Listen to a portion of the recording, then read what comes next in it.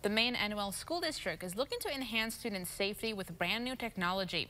Buttons installed throughout the school will trigger an immediate lockdown when pressed during an emergency. This new system gives students and staff the power to act from any location in the school. A flip of the glass case and a push of this button sets off a chain reaction that closes the school's doors, sets off strobe lights, and calls 911, putting the school on lockdown, which can save crucial seconds when safety is at jeopardy. Starting this week, the buttons will be ready to go. Superintendent Jason Van Vossen says that although the buttons are an important addition to the school, he hopes to never use them. You make an investment, you do so in the hopes that you'll be using, whatever it is to benefit student staff. This is one of those where, while we're investing heavily in this type of technology, we hope we never have to use it.